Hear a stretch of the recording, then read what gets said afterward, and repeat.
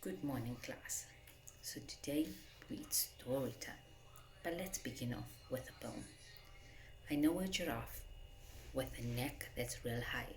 She stretches and stretches till she reaches the sky. She lives in the plains where the elephants do. You might also see her when you go to the zoo. So can anybody tell me what today's story is about? It's about a giraffe. That's correct. Ginger the giraffe.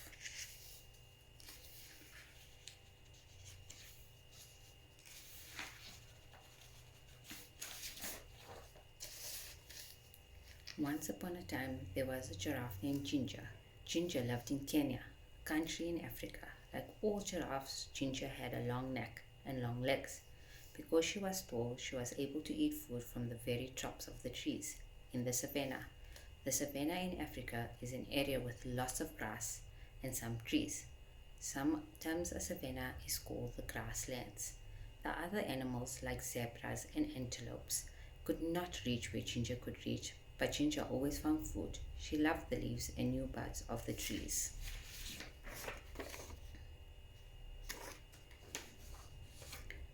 One day, Ginger was busy eating her favorite leaves, along with some other giraffes. It was a bright sunny day and there was not a cloud in the sky. It had not rained for a long time, so the grass was very dry. She heard a noise down at the bottom of her extra long legs. It was her friend Mickey, the monkey. Mickey was trying to say something, but Ginger couldn't understand what he was saying. He looked very tired. What's wrong? Asked Ginger. Ginger was a very kind giraffe and wanted to help everyone. Just then, Mickey fell over.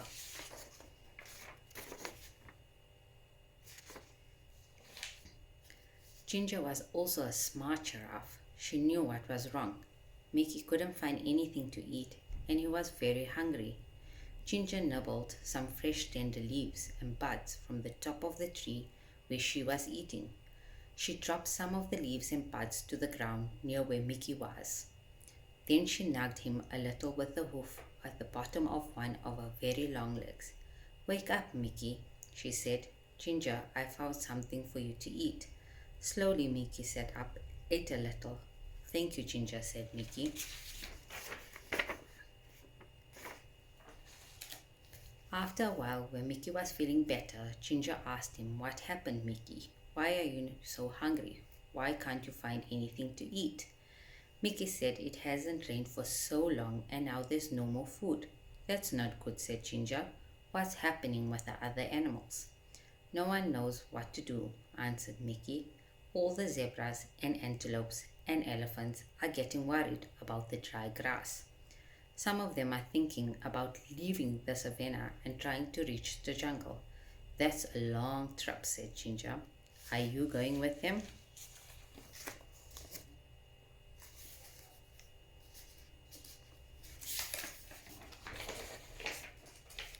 I don't know, answered Mickey.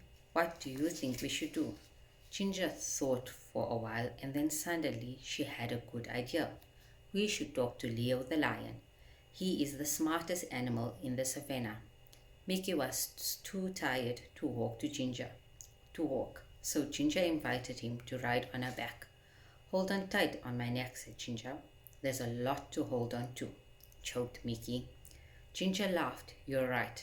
I've got the longest neck in Africa. So they started their journey across to the other side of the savannah to look for Leo. Ginger and Mickey were in luck. Leo was sitting up on a rock and it was really easy to see. They walked through the grass. Hi, Leo, they both shouted. Leo had been napping and was a little grumpy when they woke him up. But he was polite and said, Hello, Ginger, and hello, Mickey. Why did you walk the whole way across the savannah just to wake me up? But he was joking. He had a smile on his face. Mickey says that there is no food left on the savannah because it has been so dry, said Ginger. Do you have any ideas? Leo thought for a while. He said, There's nothing we can do about the rain. It will come soon, but we can't be for sure when it will arrive. When the rain comes, all the plants will grow again, and there will be lots of food for everyone. He thought a little longer. The only thing I can think of is for everyone to move closer. To the forest, he continued. There will be more things to eat there, but I know it's a long trip and it will not be very easy. It might take days to get there.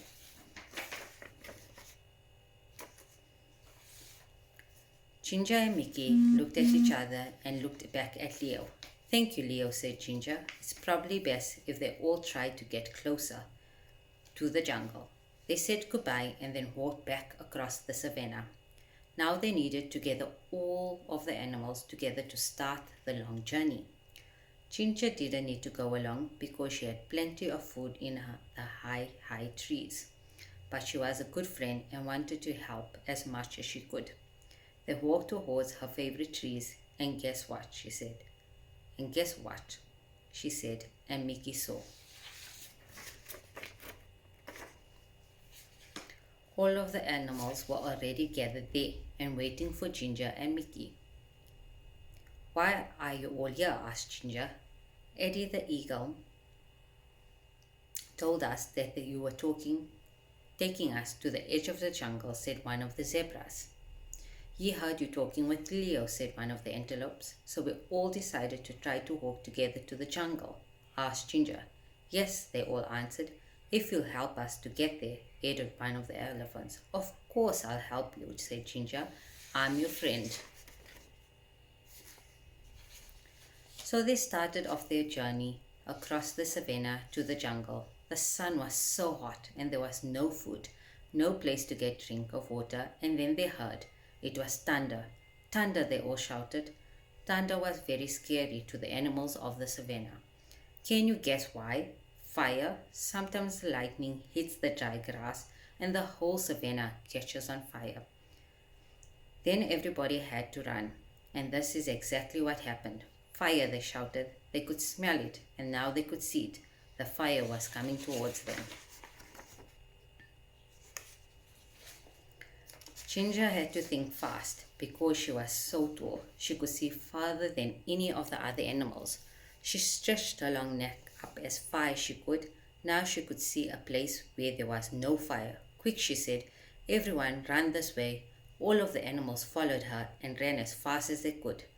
Soon they were out of danger. They stopped and gathered together one more time. Is everyone here? Ginger asked. She wanted to make sure that they were all safe. All the animals looked around. They were all there.